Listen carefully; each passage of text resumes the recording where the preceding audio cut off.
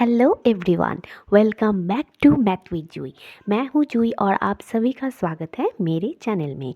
So my beautiful students, आज की class में मैं आप लोगों के लिए शुरू करने वाली हूँ क्लास 9 का 8 चैप्टर क्वाड्रिलैटरल्स। क्वाड्रिलैटरल्स एक बहुत ही इम्पॉर्टेंट चैप्टर है और आज के क्लास में मैं आप लोगों को एग्जाम्पल 1 पढ़ाने वाली हूँ।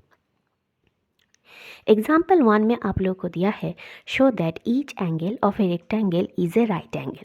Right angle means 90 degree. मतलब यहाँ पर आपको प्रूफ करनी है कि ये जो रेक्टेंगल है, इस रेक्टेंगल का हर एक एंगल, मतलब angle A, angle B, angle C and angle D, ये राइट एंगल है। मतलब ईच एंगल 90 डिग्री है। ओके, तो क्या प्रूफ करनी है ये हम लोगों ने समझ लिया है, लेकिन प्रूफ करने से पहले एक और इम्पॉर्टेंट डिस्कशन करूँगी। तो चलिए स्टार्ट करते हैं आज का क्लास।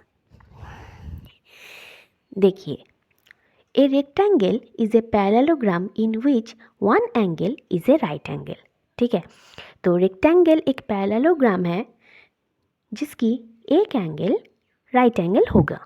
ठीक है, अब मैंने यहाँ पर देखिए एक स्पेशल क्वेश्चन लिखा है। ये एक बहुत ही इम्पॉर्टेंट शॉर्ट क्वेश्चन है, एक कॉन्सेप्चुअल क्वेश्चन भी है, और इसी क्वेश्चन को पढ़ाते वक्त मैं 2-3 शॉर्ट क्वेश्चन भी आप लोगों को पढ़ा दूंगी। यहाँ पर देखिए मैंने एक कॉन्सेप्चुअल क्वेश्चन लिखा है, can a parallelogram a rectangle. ठीक है, तो पैरेललोग्राम से रिलेटेड एक क्लास मैंने इससे पहले ले लिया है। आज का ये जो क्वेश्चन है कि can a parallelogram a rectangle, तो इसका आंसर है कि a rectangle is always a parallelogram. Parallelogram में क्या होता है, मान लो ये मेरा पैरेललोग्राम है।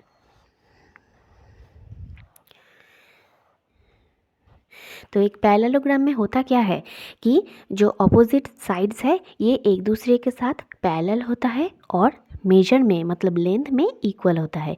सिमिलरली ये जो दोनों अपोजिट साइड्स है, ये दोनों अपोजिट साइड्स भी एक दूसरे के साथ पैरेलल होता है और मेजर में, मतलब लेंथ में इक्वल होता है। अब बारी आती है रेक्टेंगल की। तो रेक्टेंगल में भी देखो ए बी और सी डी जो है, इन दोनों का लेंथ इक्वल है एंड ए बी और सी डी एक दूसरे के साथ पैरेलल है। सिमिलरली ए डी और बी सी जो है, इन दोनों का लेंथ भी इक्वल है और ये दोनों एक दूसरे के साथ पैरेलल है। इसीलिए एक रेक्टेंगल हमेशा एक पैरेललोग्राम होगा, but the reverse is not true always. ठीक है, क्यों मैंने ऐसा बोला अब देखो। लेकिन बात यह है कि एक रेक्टेंगल हमेशा पैरेललोग्राम होता है, राइट, लेकिन हर पैरेललोग्राम रेक्टेंगल नहीं होता है। क्यों नहीं होता है? क्योंकि रेक्टेंगल का हर एक एंगल क्या होता है, 90 degree.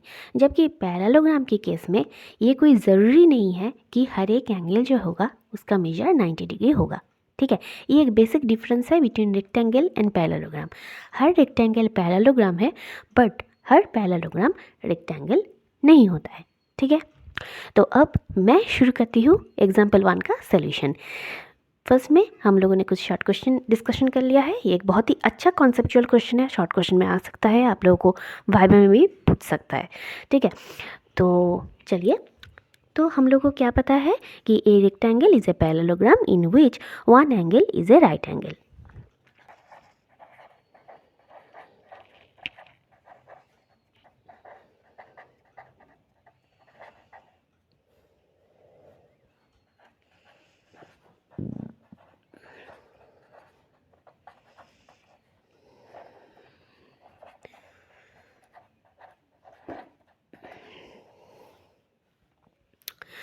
So now let ABCD be a rectangle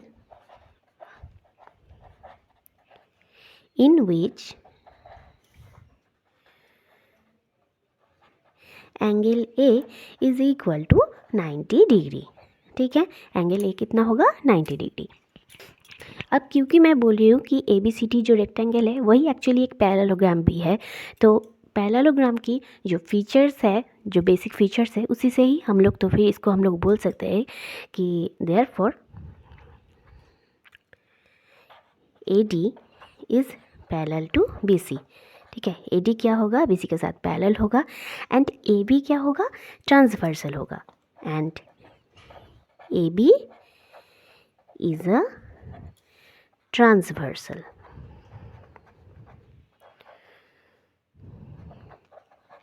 right. तो अगर ए बी ट्रांसवर्सल है तो क्या होगा, एंगल ए और एंगल बी ये क्या होगा, इन दोनों का सम होगा 180 डिग्री, क्योंकि हम लोग को पता है sum of the interior angles on the same side of the transversal is equal to 180 degree. ठीक है। तो इसी से ही हम लोग लिख सकते हैं कि therefore angle A plus angle B is equal to 180 degree. ये जो लॉजिक है कि क्योंकि sum of interior angles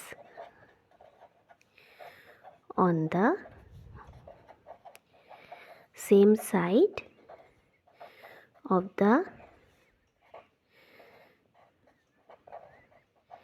transversal equal to 180 degree. ठीक है। तो अब हम लोग को देखो angle A plus angle B equal to 180 degree मिल गया है। ठीक है। जबकि हम लोग को पता है कि एंगल ए का वैल्यू कितना होगा, 90 डिग्री, ये हम लोग को पता है। ठीक है।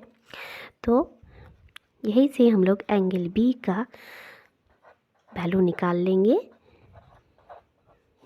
क्योंकि angle A is equal to 90 degree, तो एंगल बी का कितना वैल्यू मिला, 90 डिग्री। ठीक है। अब हम लोग को और एक बात भी पता है कि opposite angles of the parallelogram are equal. ठीक है। पैरेललोग्राम का ऑपोजिट एंगल्स इक्वल होता है। अगर ए बी सी डी ये मेरा पैरेललोग्राम है तो angle A is equal to angle C होगा, and angle D is equal to angle B होगा। ठीक है। एक पैरेललोग्राम की केस में यही होता है। अब क्योंकि रेक्टेंगल एक पैरेललोग्राम ही है तो angle A equal to angle C होगा और angle B equal to angle D होगा। अब एंगल ए का वैल्यू क्या है, 90 डिग्री, एंगल सी का वैल्यू क्या होगा, 90 डिग्री, एंगल बी का वैल्यू निकला 90 डिग्री, देयरफॉर एंगल डी का वैल्यू क्या होगा, 90 डिग्री। राइट। तो therefore angle A is equal to angle C and angle B is equal to angle D, क्योंकि ऑपोजिट है। ठीक है। Opposite angles of parallelogram. ठीक है। तो क्या मिल गया, therefore angle C is equal to 90 degree and angle D is equal to 90 degree. तो देखिए एंगल ए का भी वैल्यू 90 डिग्री, एंगल बी का भी वैल्यू 90 डिग्री, एंगल सी का भी वैल्यू 90 डिग्री, एंगल डी का भी वैल्यू 90 डिग्री। तो हर एक angle of the rectangle is equal to 90 degree. It means हर एक एंगल क्या है, राइट एंगल है। ठीक है। तो यही तो आपको प्रूफ करने के लिए बोला था कि show that each angle of A rectangle is a right angle. यही प्रूफ करने के लिए बोला था, हम लोगों ने प्रूफ कर दिया है। सो lastly therefore each of the angles of A rectangle is a right angle. ठीक है। जो प्रूफ करने दिया था वो हो चुका है। ओके। सो क्लास, उम्मीद है कि आज का क्लास आप लोगों को पसंद आया है। सो वीडियो अगर पसंद आए तो ज़रूर चैनल को सब्सक्राइब कीजिए, वीडियो को लाइक कीजिए, ज़्यादा से ज़्यादा लाइक कीजिए, और हाँ, कमेंट करना ना भूले। और हाँ, बने रहिए विथ मैथ विद जूही, क्योंकि मैं अगले क्लासेस में भी क्वाड्रिलेटरल्स ही कराने वाली हूँ। मिलते हैं अगले वीडियो में। Thank you.